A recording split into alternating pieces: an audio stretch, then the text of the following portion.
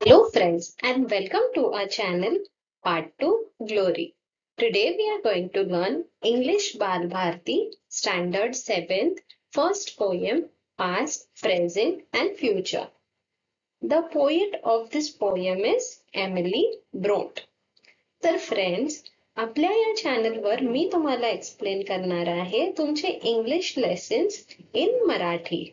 Actually खूप स्टुडंट्सला queries असतात की मिस आम्हाला इंग्लिश वाचता येतं बट त्याचे मीनिंग समजत नाही. So to make your life easy I am going to explain this in Marathi. Let's start with the first para of this poem, past, present and future. Let's go to the first stanza. Tell me, smiling child, what the past is like to thee. आता ही जी poem आहे ही poet एका लहान मुलाबरोबर बोलतो आहे. Okay, आणि तो लहान मुलगा त्याला त्याचे उत्तर देतोय जे पण पोएट क्वेश्चन करतोय त्याचे. Okay, so first two lines he is asking, tell me smiling child what the past is like thee. म्हणजे तुझं पास्ट ते काय आहे. दी म्हणजे तुझं, you. Okay, so he is asking the smiling child. आता next line, an autumn evening soft and mild with a wind that sighs mournfully. Okay, आता चाइल्डनी reply दिला की माझं चाइल्डहुड हे एका ऑटम इव्हनिंग सारखं आहे. It is soft and mild with a wind that sighs mournfully. तो इथे मॉर्नफुली बोलतोय बिकॉज त्याचा पास्ट होता. आता लहानपण आपलं किती छान असतं, आपण खूप एन्जॉय करतो, नवीन काही शिकतो, सगळ्यांची ओळख करून घेतो, एक नवीन जग आपलं निर्माण होतं ना. सो आपल्याला सर्वांनाच ते लहानपण खूप आवडतं आणि जेव्हा ते आपण हळूहळू मोठे होतो तेव्हा आपण मिस करतो ते. अरे ते ते दिवस किती छान होतं. तर हा चाइल्ड पण तेच सांगतो आहे की हे एका ऑटम इव्हनिंग सारखं होतं, सॉफ्ट आणि माइल्ड, आणि ते हळूहळू निघून गेलं. Okay, but he is very happy. Next, tell me what is the present hour. म्हणजे आताचं कसं आहे तुझं. A green and flowery spray where a young bird sits gathering its power to mount and fly away. Okay, तर तो सांगतो आहे लहान मुलगा की प्रेझेंट माझा अ ग्रीन अँड फ्लावरी स्प्रे म्हणजे एकदम एन्थुझियाझमने भरलेला आहे, एकदम इंटरेस्टिंग आहे, एकदम एनर्जेटिक आहे. Okay, where a young bird sits gathering its power. Young bird म्हणजे काय, तर यंग बर्ड म्हणजे तो स्वतःला यंग बोलतोय. यंग बर्ड म्हणजे जे लहान पक्षी असतात त्यांच्यामध्ये खूप एनर्जी असते. ठीक आहे, तर ते ती एनर्जी गॅदर करतात आणि जेव्हा त्यांना पंख येतात तेव्हा ते उडतात. तर तो स्वतःचा उल्लेख हे त्या बर्ड बरोबर करतोय, तुलना. ओके, की मी पण त्या बर्ड सारखा बसलो आहे आणि माझी एनर्जी जमा करतोय, मी नवीन गोष्टी शिकतोय, कसं जगायचं ते बघतोय, आणि हे सगळं झालं की मग मी उडणार आहे माझ्या पंखांनी. Okay, let's go to the next stanza. And what is your future happy one. ठीक आहे, आता कसं आहे तुझं फ्युचर, पुढचं कसं आहे. तर तो सांगतो, a sea beneath a cloudless sun, a mighty glorious dazzling sea stretching into infinity. A sea beneath a cloudless sun म्हणजे जे समुद्र असतं, समुद्राच्या वरती तुम्ही कधी आकाश बघितलंय, ते असं पसरटच असतं, कंटिन्युअस असतं, तुम्हाला कुठे ते थांबताना दिसणार नाही. Okay, and a mighty glorious dazzling sea. ठीक आहे, एकदम मोठं, आणि ग्लोरियस म्हणजे एकदम तेजस्वी, डॅझलिंग म्हणजे चमकणारं. Okay, stretching into infinity. Infinity म्हणजे नेव्हर एंडिंग. नेव्हर एंडिंग, समुद्र कधी संपत नाही. ओके, तर ते कवीने म्हटलं आहे. Okay, I hope you understood the explanation. आणि तुम्हाला काहीही डाऊट्स असतील प्लीज कमेंट सेक्शन मध्ये मेन्शन करा. Okay, let's go to the workshop. आता इथे फर्स्ट क्वेश्चन दिलाय, read the poem aloud using proper rhythm and intonation. Okay, जे प्रनाउन्सिएशन आहे, जे रिदम आहे ते बघून वाचा. तर आपण हे वाचलेलं आहे. Okay, first exercise is done. Next, link the items in 3 column properly. आता हे ए, बी आणि सी दिलाय. Okay, you need to align. आता जे पास्ट आहे तर पास्ट सेंटेन्सेस आहे त्याच्यात, तर ते पास्टच्या खाली यायला पाहिजे. जे प्रेझेंट आहे ते प्रेझेंटच्या खाली यायला पाहिजे आणि जे फ्युचरचे सेंटेन्स आहे ते फ्युचरच्या यायला हवे. तर ही एक्सरसाइज मी ऑलरेडी सॉल्व्ह केली आहे, त्याचं सोल्युशन दाखवते तुम्हाला. Okay, past. आता पास्ट मध्ये काय येणार? A pleasant time which has ended. Okay, next अजून एक सेंटेन्स आहे पास्ट मध्ये, an exciting thrilling time which has no end. जे निघून गेलेलं आहे ते पास्ट मध्ये आहे. Okay, present hour, a soft and mild autumn evening. So soft and mild autumn evening म्हणजे करंटली ती आहे. Okay, so that is in present. A green and flowery spray where a young bird sits. Currently he is sitting, so it is in present. Okay, future.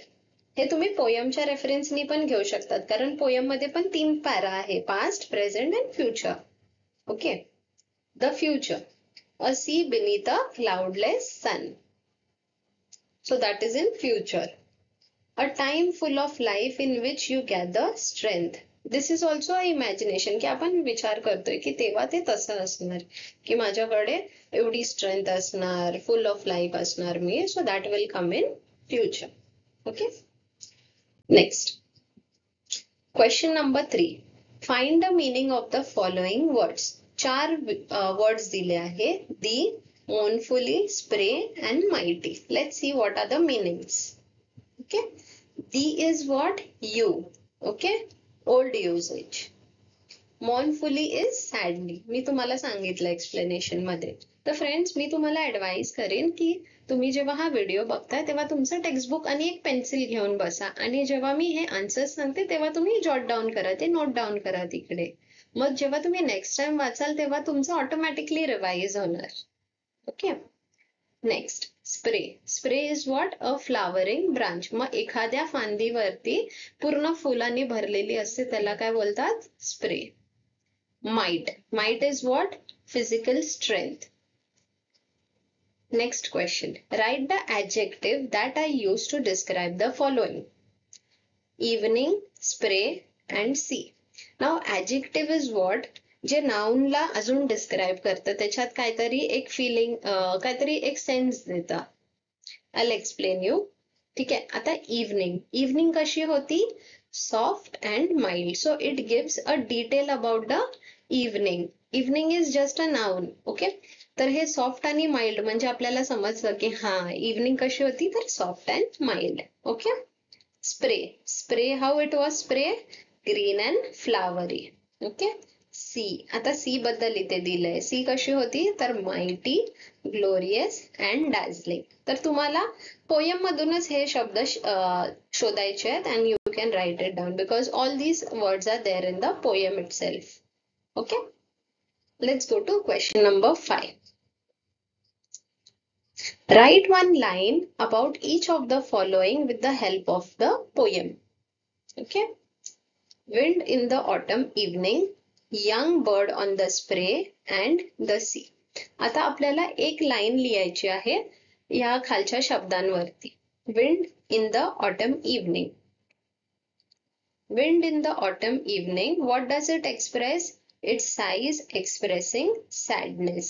ठीक आहे, जेव्हा तो मुलगा बोलतो की wind in the autumn evening म्हणजे जेव्हा evening होते, संध्याकाळ होतं, तर त्याला सॅड होतो बिकॉज त्याचं ते लहानपण निघून गेलेलं असतं. So it shows, it expresses sadness. Okay, next young bird on the spray. Young bird on the spray म्हणजे यंग बर्ड ज्या फ्लावरच्या फांदीवर बसलेला आहे ते. sits on the flowery branch gathering all its physical and mental strength to explore the blue sky.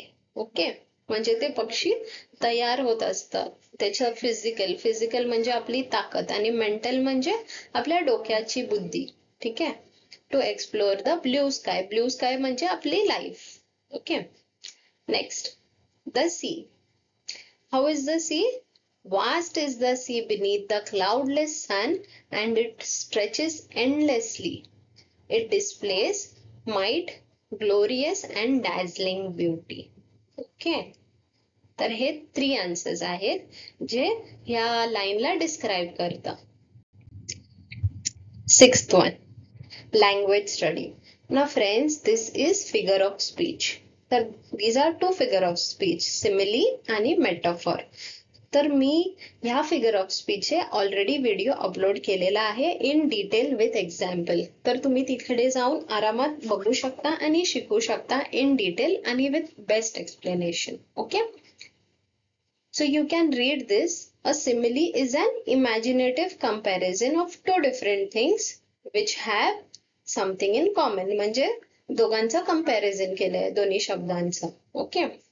Metaphor is what? Metaphor is imaginative expression that refers to someone or something as another person or thing. म्हणजे एखाद्या शब्दाला दुसऱ्या शब्दाशी जोडलेलं आहे. म्हणजे त्याला काहीतरी एक्झाम्पल मध्ये बघा. He is a gem as a person. आता तो पर्सन आहे but can he be a gem. जेम म्हणजे काय? हिरा, डायमंड, जवाहरात, त्याला जेम बोलतात. तर तो असू शकतो काय जेम? No. But it is like imagination केलं आहे आणि त्याला एक्सप्रेस केलं आहे. Time is money. आता पैसे, टाइम इज मनी असं सांगितलंय but time is not money, हे फक्त लिंक केलं आहे.